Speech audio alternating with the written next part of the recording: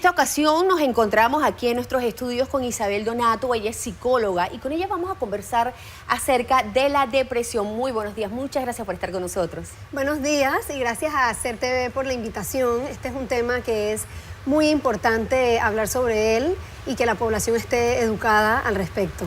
Isabel, mira que antes de entrar en la entrevista yo te decía que uno de los problemas de esto es que por lo general cuando la persona empieza a tener síntomas o a decir estoy deprimida o a reflejar un cambio, los familiares dicen no, tranquilo, esto se te pasa, esto está bien, el amor familiar soluciona todo, y no lo ven como una enfermedad que necesita ayuda, que necesita ir a un lugar con un médico especializado que te atienda, como cuando te duele la cabeza, cuando estás mal del estómago o cuando tienes algún tipo de enfermedad física, ¿no? Claro, esto es parte del problema, ¿no? Es importante que ustedes sepan que la depresión es una condición médica que de hecho es bastante común, desafortunadamente es muy seria. Y parte del problema es precisamente ese estigma de no tratarlo como una condición médica y más bien tratarlo como, ay, estás triste, supéralo, descansa un poquito, ya se te pasará, y no atenderlo con la seriedad que merece.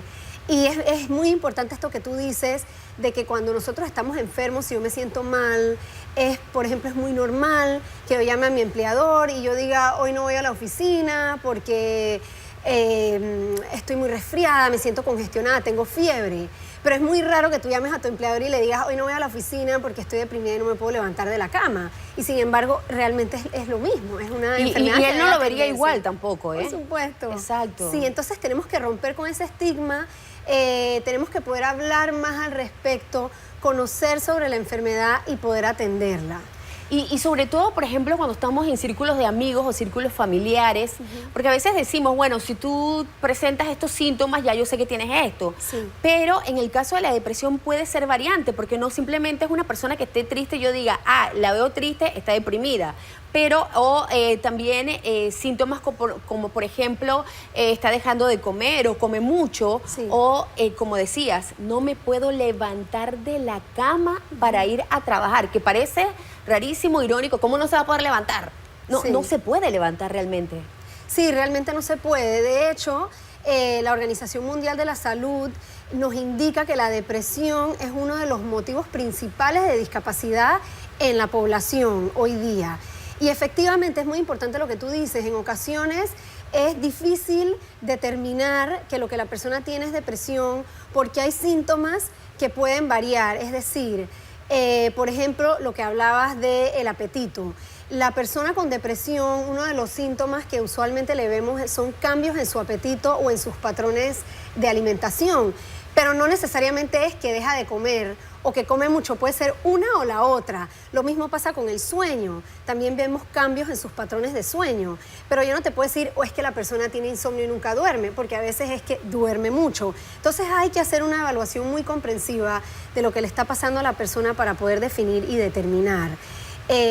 Para hablarte un poquito de cuáles son los síntomas y para que ustedes también, televidentes, sepan, básicamente hablamos de un ánimo deprimido, o sea, cuando la persona indica que está triste, que está desanimada, que le falta esperanza. También un síntoma muy importante es pérdida de interés. Entonces, a veces a la persona no la vemos triste, está alegre, sale, conversa, pero no nos damos cuenta que por dentro la persona realmente no está sintiendo placer, no está interesada, está apagada, ¿no? Este es otro síntoma, lo que hablamos de cambios en los patrones de sueños, cambios en los patrones de alimentación. También se ve afectado mucho sus niveles de concentración. A la persona le cuesta mucho atender, concentrarse, por eso se ve también afectado en el trabajo, porque de pronto tú ves a un compañero que está sentado, que viene a trabajar, piensas que está bien, pero en realidad no está siendo productivo. Porque tal vez está muy inmerso en los pensamientos que tenga, de que yo no sirvo para nada, o para qué estoy aquí, qué estoy haciendo. Y bueno, en los casos más graves, por supuesto, todo lo que tiene que ver con la ideación suicida, que también es un tema muy importante que hay que evaluar. Cuando no se atienden puede llegar hasta ese término, puede llegar hasta eso. Y depende, ¿no? Hay depresiones que incluso si no se atienden, siguen siendo leve a través de los años y simplemente la persona pues siempre está deprimida, pero no llega al punto de la ideación suicida, pero a veces que sí es una depresión ya grave que sí tiene estos pensamientos de suicidio o de lesiones, ¿no? Porque a veces la persona no quiere morir, pero se lastima. Ahora, pregunta, ¿hay algún término que indique por qué sucede esto con el ser humano? ¿Qué deja de generar o de hacer que en un momento dado lo lleva a estos términos? Las causas son muy variadas. Para mí sería muy difícil ahorita mismo poder indicarles a ustedes que la causa es una particular, pero son muchas. Algunos de estos factores de vulnerabilidad son evidentemente historia familiar. Si hay un factor hereditario, es decir, si alguien en tu familia ha padecido depresión, es importante que tú prestes atención porque estás más vulnerable. También hablamos de todo el tema bioquímico, es decir, hay un cambio en la química del cerebro, cambios en algunos neurotransmisores que son los que llevan a que la persona tenga depresión, y en esos casos en particulares, pues evidentemente los fármacos ayudan mucho en el tratamiento, pero luego hay otras depresiones que son por otros motivos, cambios muy bruscos en la vida, pérdidas, enfermedades físicas también. Por ejemplo, vemos mucha depresión en pacientes que tienen enfermedades que son de largo plazo o que atentan contra la vida, por ejemplo, un cáncer, algunos padecimientos cardiovasculares normalmente se ven acompañados por depresión, y por supuesto enfermedades degenerativas, un Parkinson, un Alzheimer, estas cosas también. Mira, y yo te lo preguntaba porque hay veces que las personas dicen, por ejemplo, yo estoy padeciendo de cáncer y tú también, pero tú no lo llevas bien y a ti te da depresión, y a mí, que yo me lo llevo bien, y digo, bueno, está bien, yo viví, qué sé yo, y entonces por eso te lo preguntaba un poco para saber, para que la gente no se sienta, ¿sabes qué? O sea, soy culpable porque no soy igual a la otra persona. Claro. Todos somos distintos. Esto es muy importante lo que acabas de decir, Teresa, porque es parte de desestigmatizar todo lo que tiene que ver con los padecimientos o trastornos mentales, ¿no? Somos muy de guardarnos cualquier sentimiento que nosotros tachamos como negativo, ya sea tristeza, enojo, vergüenza. Tendemos a no hablar de estos temas, y eso lo que hace es que no detiene este ciclo vicioso en el que a veces nos vemos inmersos, ¿no? Más bien tenemos que hablar de estas cosas y aceptar que todos somos distintos. No todo el mundo vive una misma experiencia de una manera igual. Por ejemplo, tú y yo, las dos podríamos estar en un terremoto, y tal vez para ti pasas un gran susto y bueno, ya pasó el terremoto, todos sobrevivimos, y tal vez yo quedo que ahora no quiero salir porque tengo miedo, tengo que estar en un lugar seguro. Entonces, la salud mental es muy personal, es muy individual.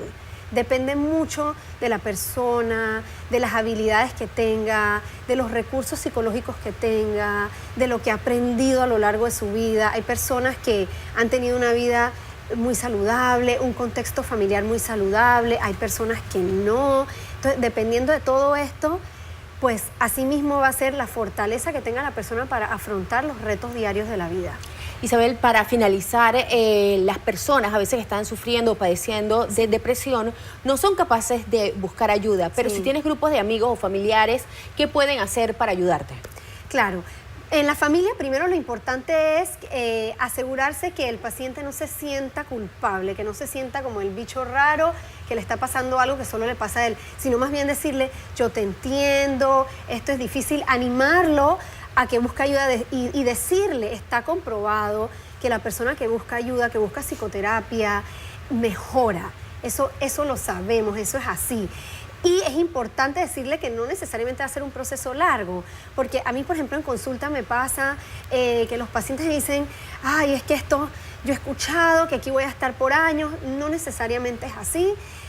A veces es un proceso, pero tú empiezas a ver mejoras si buscas ayuda y si eres sincero sobre lo que te está pasando. Bueno, muchísimas gracias, Isabel Donato, psicóloga, acompañándonos esta mañana aquí en nuestros estudios de El Noticiero. Muchísimas gracias.